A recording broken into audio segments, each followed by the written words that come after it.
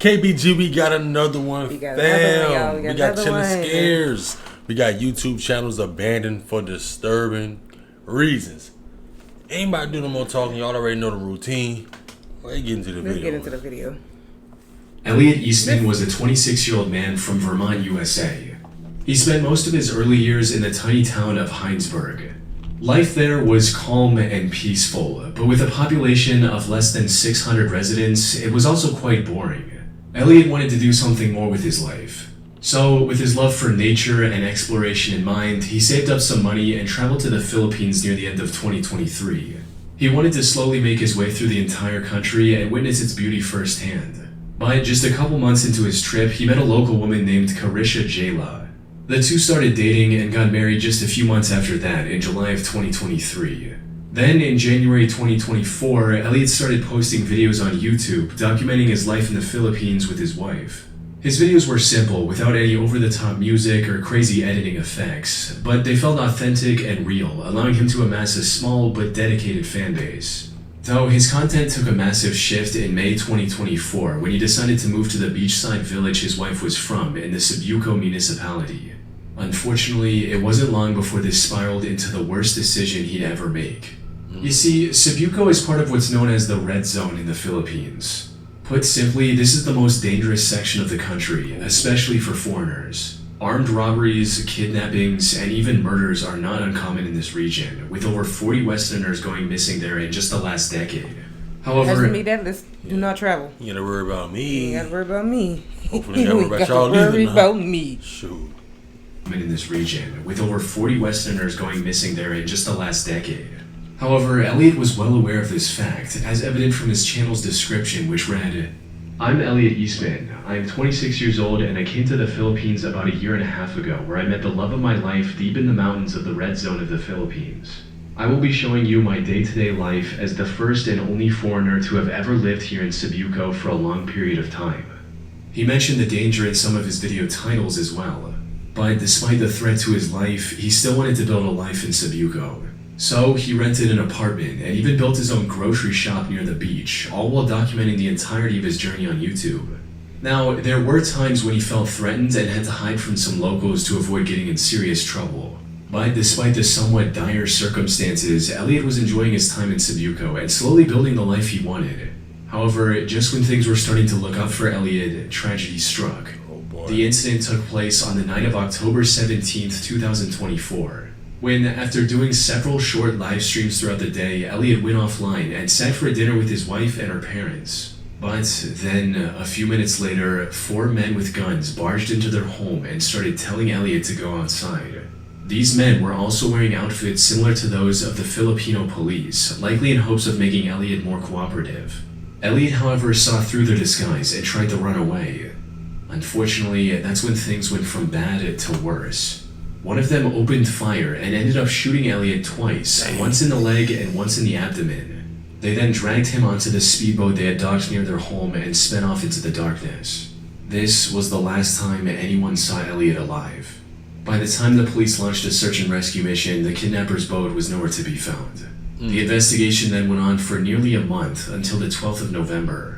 But when the police eventually located the kidnappers, they were forced into a shootout, resulting in 3 of the 4 culprits losing their lives. And while they did manage to arrest the last kidnapper, it was already too late. According to the kidnapper, Elliot succumbed to his injuries when he was on the speedboat. So the kidnappers simply threw his body overboard to hide the primary evidence of their crime. Unfortunately, the police were unable to locate his remains and pronounced him officially dead in December of 2024. However, one question still remained unanswered. Why? Why did these 4 criminals target Elliot? Well, the simplest explanation is also the most likely one. They just wanted to kidnap him for ransom. Carisha even had a first-hand experience with this, as back in high school, one of her Canadian classmates was kidnapped and held for a ransom of $50,000 US. That said, there's also a second potential explanation that has to do with Elliot's side business. You see, while operating his grocery store, Elliot also started lending the locals money for 20% interest. A local loan shark likely saw him as a competitor and sought to eliminate Elliot before he took away any more of his business. This would also explain why the intruders were so quick to open fire if they wanted to hold him for ransom.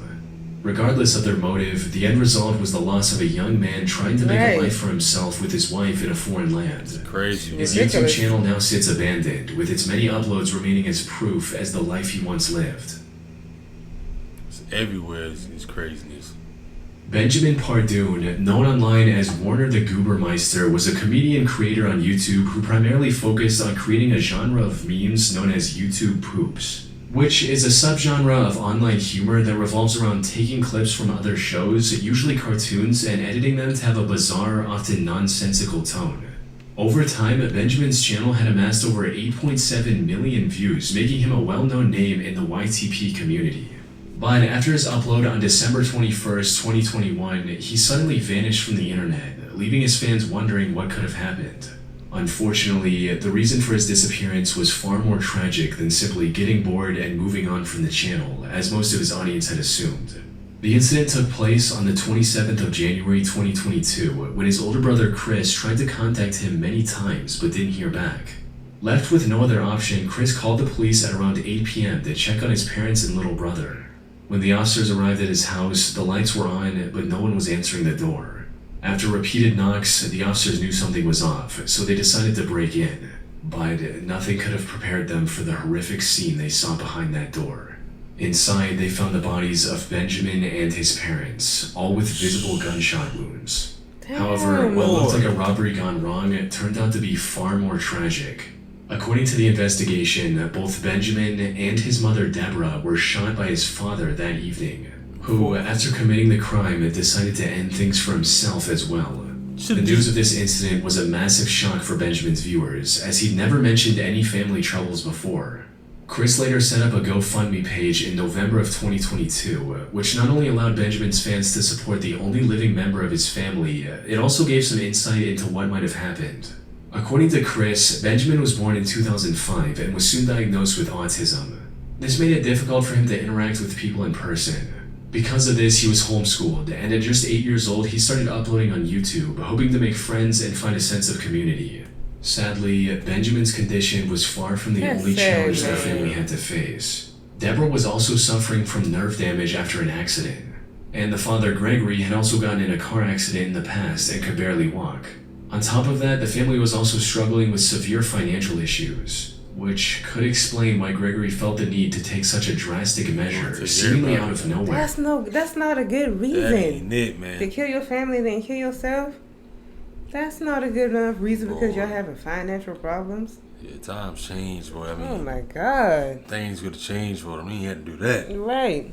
Which could explain why Gregory felt the need to take such a drastic measure, seemingly out of nowhere. As Chris puts it, my dad was a proud man. He was ashamed to ask or seek out help. Although Benjamin's content was somewhat niche, it left a big impact on those who came across it, with some even uploading new videos in his style to keep his memory alive. Harley Dilly was a YouTube channel run by a 14-year-old teenager from Ohio with the same name. He created the channel in 2013 to share his love of gaming, specifically the sports game Madden, with others. He also uploaded vlogs on YouTube, where he talked about anything that was on his mind that day. But for Harley himself, these were more than just videos. They were one of the many forms of escape he had from his troubled life. You see, Harley suffered from oppositional defiant disorder and was also diagnosed with high-functioning autism. This resulted in him getting into heated arguments with his parents quite often, and subsequently ending up in a worse situation. In one instance, he even posted a video talking about how he was locked out of the house after an argument with his mother, titled, "I'm Scared." Hey guys, what's up? It is Harley Dilly. Probably one of my worst days of my life. I was at school and I was science test. I finished it and my computer says 1% battery left.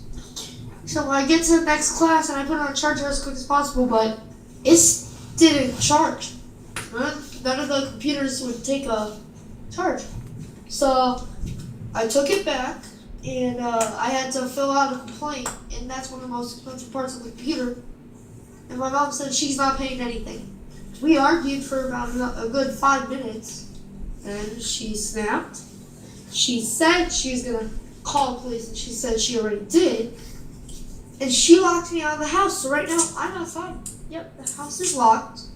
It is 3:30.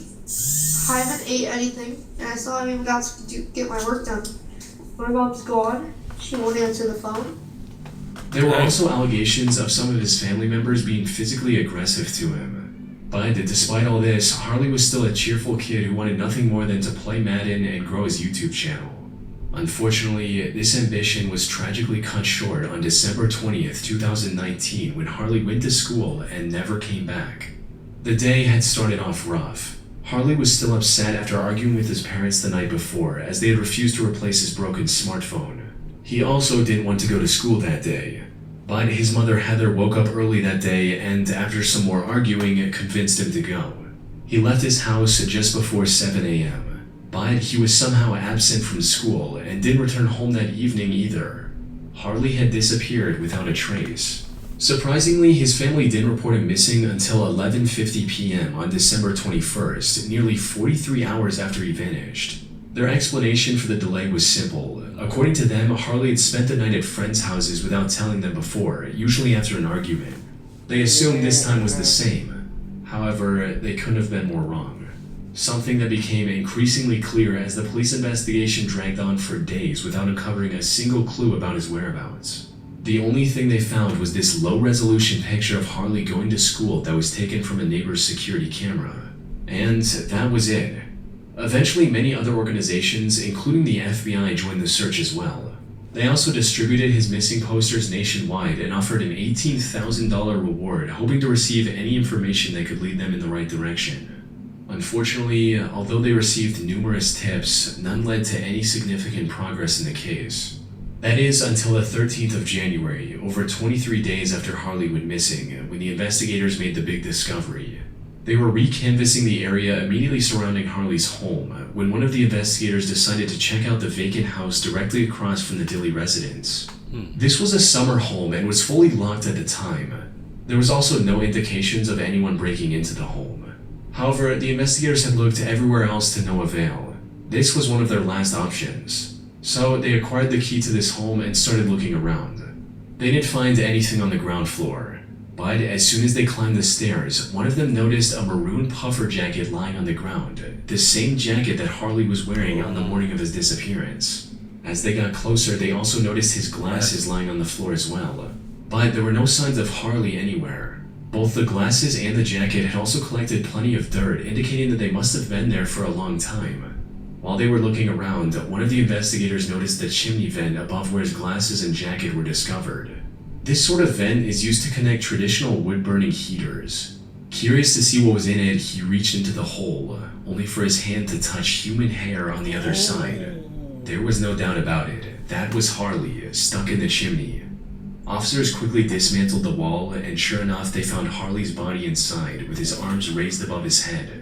A later autopsy concluded that he likely passed away the day he went missing. His particular position at the time of discovery also helped investigators piece together what might have happened that day. What was the purpose? As the story goes, Harley didn't want to go to school that day, so he decided to spend the time at the vacant home until the afternoon to make it seem like he went to school. But when he couldn't find a way in from the ground floor, he climbed onto the roof using the antenna tower beside the house. From there, he looked into the chimney and saw a relatively short drop and chose to climb down it to enter the house. However, what he failed to realize was that this chimney didn't lead to a spacious fireplace.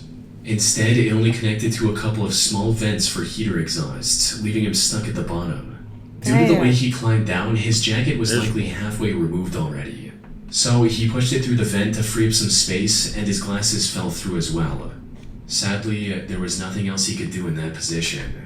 His chest was pressed tightly against the chimney's wall, making it impossible to breathe, resulting in him slowly succumbing to asphyxiation.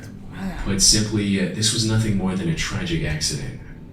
That remind me of that. Remember that show, 1,000 Ways to Die? Does it come on? Yeah. I thought somebody did something to him. Me too. Boy, that's a weird, that's a bad miserable way to go out suffering. Mm-hmm. And his arms up like that. His chest compressed to the wall. Oh, man, that's bad. To asphyxiation. Put simply, this was nothing more than a tragic accident. Now, given this conclusion, Harley's case should have ended there. However, some people, especially his YouTube viewers, weren't satisfied with the official report. Many of them believed that this wasn't an accident at all. Rumors started going around the internet that Harley's death was actually a murder committed by his own family. What? And I ain't gonna stop it again, but I've been meant to say that. Like, what if they did that? What if he didn't want to go to school, but you wanted him to go to school so bad, so he can walk to school? So what if y'all probably can start to set up to kidnap him or do something to him to get him out of the house, so you can say that he left and he got caught on people's doorbell camera, him walking to school, and you don't know what happened to him because you was home. I was thinking that because people do crazy stuff. Y'all was already abusing him. He was already doing stuff to him like that. All of a sudden that happened. You force him to go to school. Yeah, I don't know. This one crazy. You just never know. Yeah. Going around the internet that Harley's death was actually a murder committed by his own family. One of the first big points of contention was his jacket, since in one of the evidence images it could be seen hanging from the door. These critics claimed that this was proof of the whole story being a lie. Some also argued that the shoes he was wearing in his last picture didn't match the ones the investigators found on him. However, despite the skepticism, the police stuck with their initial report. As for the jacket issue, that turned out to be nothing more than the result of one of the inexperienced investigators mistakenly moving key evidence. Okay. That said, whatever the truth may be, it doesn't change the fact that the YouTube community lost a genuine and passionate creator. Yeah, man. Damn. That's sad. Nicholas Sonderegger was a 28-year-old YouTuber who loved two things in life: longboarding and dancing. He uploaded nearly 80 videos of himself doing both of these on his channel named Sunspeak, though his ultimate dream was to become a professional dancer. By 2017, he was living in San Diego with his friend Austin to try and make his dream come true. However, the two were completely broke and couldn't afford California's high rent prices. So, with no other option, the two decided to live in tents or random trailers they could find in the Salton Sea area. Salton Sea used to be a popular tourist destination at one point due to its status as an oasis in the middle of the desert. But the water and the surrounding area became extremely toxic over time, turning it into a complete ghost town. On the flip side, this also made living there essentially free, which is what Nick and Austin were after. But what neither of them knew at the time was that the true danger of Salton Sea had nothing to do with its toxic climate. This danger came face to face with the two on the night of September 9th, 2018 at around 2 a.m. They were asleep in their tent when suddenly they were jolted awake by an extremely loud scream coming from the tree line not far from their camp. Fearing for their safety, they decided to just ignore it altogether and go back to sleep. Or that's at least what Austin... Fearing for your safety, you decide to ignore it? Go back to sleep. Don't worry about it. Just go back to sleep. We in the damn tent. I'm fearing for my safety. You can't see nothing out there. Ignore it and go back to sleep. Oh, baby, I would have been out of there. Yeah, we would have been out of there. Their safety, they decided to just ignore it altogether and go back to sleep. Go. Or that's at least what Austin thought. For some unknown reason, Nick later decided to go investigate the scream on his own after Austin had fallen back asleep. By the time Austin woke up the next morning, Nick was gone. He tried looking around for his longtime friend around town and discovered his flashlight lying on the ground just a block away from their tent. He immediately contacted the police and reported Nick as missing, who began looking for him almost immediately. But all they found was one of his boots, his pants, and his knife sleeve. His other boot, as well as his wallet and keys, were missing. More importantly, Nick himself was nowhere to be found. What made the situation even more bizarre was what happened days later. Austin returned to the same area he had already searched, but this time he found Nick's shirt and hat lying there, items that weren't there before. In other words, someone had likely placed them in that spot later. Sadly, the identity of this person was never uncovered, leaving Nick's case a complete mystery to this day. Nick's family has set up a website with all the information they have. They've also announced a $10,000 reward for any useful information. But despite these efforts, the case has remained cold. In fact, there are so few clues that I wasn't even able to find any solid theories either. Some have speculated that Austin might have killed Nick and hidden his body. However, the police investigation uncovered no evidence of foul play. There's still a chance that some unexpected discovery would crack this case wide open. But until then, Nick's disappearance remains an unsolved mystery, and his YouTube channel remains abandoned. Dang. You just never know. That was crazy. You just never know. Like, you ever wonder, like, I used to wonder too, like, when I see two YouTube channels, and you like, damn, they been on there a long time. I wonder what happened. Yeah, like, and did something happen to him? Like, did something happen to them? They just stop and give up. They was like, you know what? I'm not doing this no more. Yeah. Like, what happened? But this right here really made me see, like, what could possibly be happening. Yeah. That last one, they said they woke up, they heard some screams, and then they went back to sleep. I don't know. Yeah, that last one was crazy, though. Yeah. You just never know. Like, what if his friend just... Or something... It's still a cold case. Or something happened to him out there, but why did the whole town going? Like, why did he leave the town? So something out there is going on that's unknown. Going on, man. It might not have been a friend. It might just been a mysterious little creature or something. Some crazy stuff you never know, and I don't think nobody never gonna find out. Definitely, boy. KBG, man, get down in the comments. Let us know how y'all feel about these right here, man. This was a crazy one. By Chillin' Scares, man. Make sure y'all check out the channel, too, if y'all haven't already, and subscribe. We love y'all. Appreciate all the support. Appreciate all the thumbs up, the comments, man. Yes. We'll catch y'all next video. Catch y'all next one.